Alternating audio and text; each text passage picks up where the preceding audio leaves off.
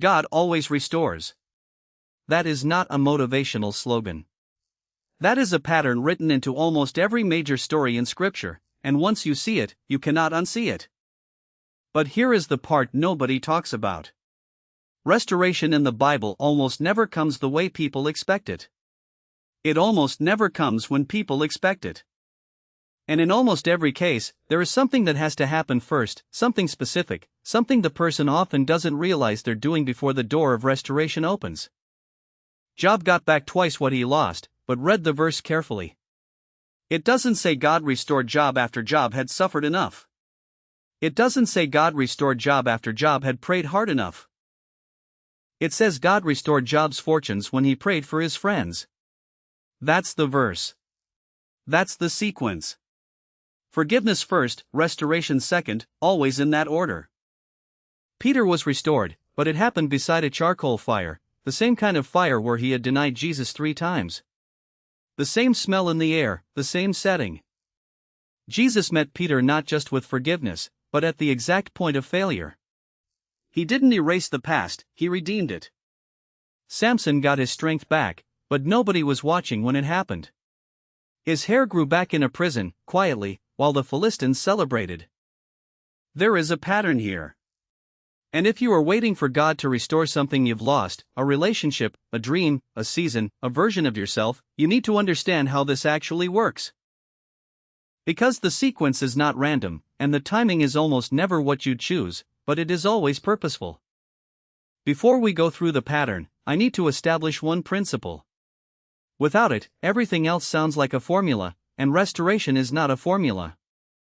The principle is this: God restores people, not positions. This is the mistake most people make when they're waiting for restoration. They're focused on the thing that was lost, the job, the relationship, the reputation, the financial standing. And God is focused on the person who lost it. Because here's the reality: if God restored the position before he restored the person, it would destroy them, or it would corrupt them, or it would become the very thing that holds them back. Look at Job. God didn't restore Job's wealth and then deal with his heart. He dealt with Job's heart, 42 chapters of wrestling, questioning, and eventually encountering God in the whirlwind, and then restored the wealth. Job who received the restoration was not the same Job who lost everything. He was someone who had been to the edge of his own understanding and found God there. Look at Peter. Jesus didn't hand Peter back his role as the leader of the disciples and say, "Don't worry about the denial." He met Peter, the charcoal fire, the same smell, the same memory, and asked him 3 times if he loved him. One for each denial, not to punish Peter, to heal him, to override the memory not by erasing it, but by replacing each denial with an affirmation, each betrayal with a commission. Feed my lambs, tend my sheep, feed my sheep. The restoration of Peter's role came after the restoration of Peter's heart, always in that order. So when you are waiting for God to restore something, keep that principle close.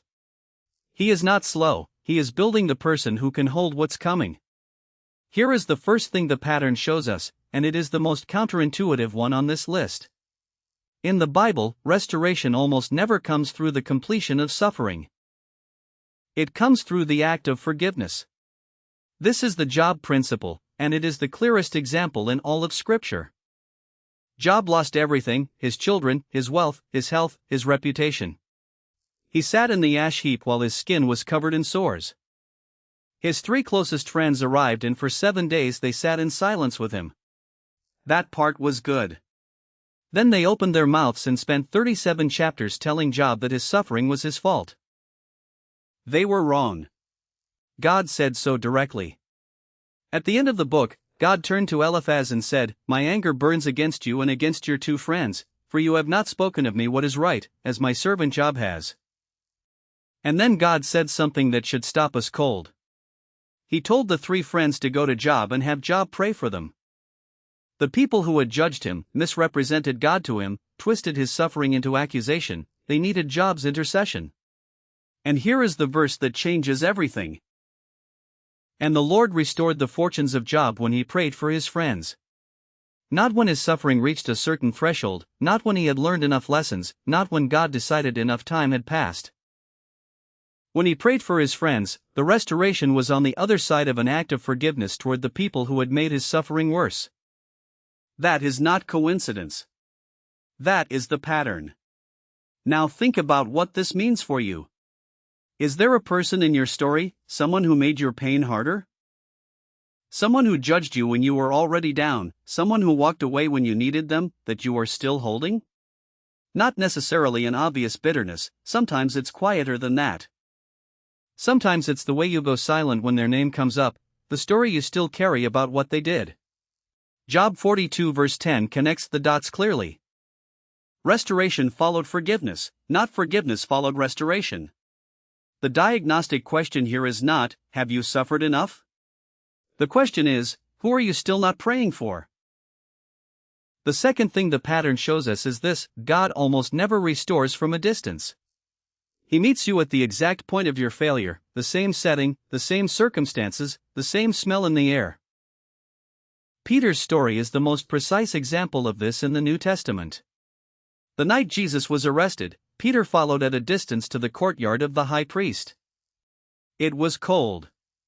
Someone had lit a charcoal fire. Peter stood by it to warm himself.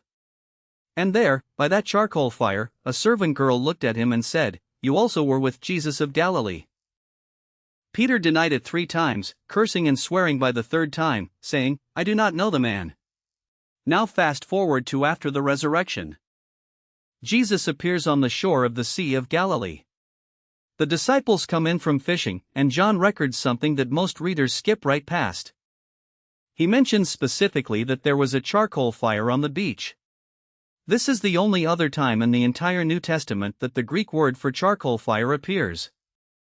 In the same gospel, same author, used twice deliberately. Jesus chose that setting, not an upper room, not the temple courts, a charcoal fire on a beach at dawn. The same smell in the air as the night Peter had said, "I do not know the man." And Jesus asked him 3 times, "Do you love me?" One for each denial, not to punish him, not to rub it in, but because healing requires returning to the wound, not avoiding it. Peter did not receive his restoration by pretending the denial had not happened. He received it by sitting in the same sensory environment where it had happened. And being asked the same question this time, giving the right answer. Each of Jesus' 3 questions didn't erase a denial, it transformed it. By the end, the same setting that held Peter's worst moment had been overwritten with something new, 3 affirmations, 3 commissions. What this means for you is significant. The area of your life you most want to avoid, the season, the memory, the failure you would prefer to never revisit, that may be precisely where God intends to meet you. Not to reopen a wound, but to heal it in the only way healing actually works, at the source. You do not need to manufacture this, but you do need to stop running from it. The third thing, restoration grows quietly while no one is watching. This is the part of the pattern that gives me the most hope and the most patience. In Scripture, God's restoration often begins long before anyone can see it. It grows in the dark, in the hidden places, while the world is looking elsewhere. Samson is the example here, and his story is one of the most human in all of the Old Testament. Samson was given an extraordinary gift, a calling marked by a Nazirite vow from birth. His strength was tied to that vow, symbolized externally by his uncut hair, and he threw it away. He fell for Delilah's manipulation. He told her the source of his strength. His hair was cut, his strength left, and he didn't even know the Lord had departed from him. The Philistines seized him. They gouged out his eyes. They brought him to Gaza, chained him with bronze shackles, and put him to work grinding grain in a prison. The man who had been a judge of Israel for 20 years, grinding grain, blind, imprisoned, a spectacle for his enemies. And then comes one of the most quietly powerful sentences in the entire book of Judges. You could miss it if you're reading fast. But the hair on his head began to grow again after it had been shaved. That's it. No announcement, no trumpet, no vision. Just a quiet biological fact slipped into the middle of a story about defeat while Samson was in prison, while the Philistines were celebrating. While everyone had written the story as finished, God was not finished. The restoration was already underway, growing in the dark, in a place where none of Samson's enemies were paying attention. By the time they brought him out to be their entertainment, the strength had already returned. They didn't notice. They were still celebrating a victory that was in the process of being reversed. There is something profoundly important here for anyone in a season that looks finished. The evidence of restoration is often invisible at first. It grows in the prison, it grows in the dark, it grows while people who counted you out are celebrating. The Philistines would have kept shaving Samson's head if they had understood what was happening. They didn't understand because they couldn't see what God was doing in the hidden place. What is growing in your hidden place right now? What is God quietly restoring in you while the world looks elsewhere? The fact that you cannot see it does not mean it is not happening. The hair grows whether or not anyone is watching. The fourth thing, restoration almost always comes with more than what was lost. Now here is the part that is easy to misunderstand, so I want to be careful. In Scripture, restoration is not always a straight return to what existed before. It is often a deeper version, a wider version, a more significant version.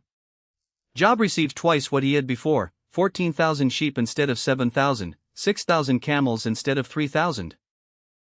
But he did not receive his original children back. He received new children. And there is a bittersweet quality to that, which any honest reading of Job has to acknowledge. He lived 140 years after his restoration, and he saw 4 generations of his descendants. The latter days of his life were blessed more than the beginning. But the grief of what was lost did not simply disappear. This is why the promise of restoration is not the same as a promise that everything goes back to the way it was. Sometimes it does, often it does not. What God promises is not sameness. He promises something better, and better is defined by Him, not by us. The principle in Isaiah 61 verse 7 is stated plainly, instead of your shame, there shall be a double portion, not the original portion, a double portion. But the double portion is given in exchange for the shame. It does not pretend the shame did not exist. This is worth sitting with. If you are waiting for God to restore something specifically to the form it took before it was lost, that may or may not be what comes. What you can trust is that what God restores will be sufficient, that His faithfulness in the latter days will not be less than His faithfulness in the earlier ones. And often, not always, but often, the very things that were stripped away become the foundation of something stronger than what existed before. Joseph was not restored to being a shepherd in Canaan. He was elevated to second in command of Egypt. The magnitude of the restoration was entirely unlike anything he would have designed for himself. It required everything he had been through to be large enough to hold it. What you lost may not be what you get back. What you get back may be something you do not yet have the categories to imagine. I need to say something carefully before I close, because this pattern can be misused. The pattern of restoration is not a transaction. It is not a formula where you perform the required steps, forgive someone, return to the place of failure, wait quietly, and restoration is automatically delivered. That is not how God works, and if that is how you approach this, you will end up more confused and more disappointed than you started. The pattern reveals what God's restorations tend to look like. It does not give you a mechanism to control the timing or the outcome. God does not abandon what He started, and what He restores completely.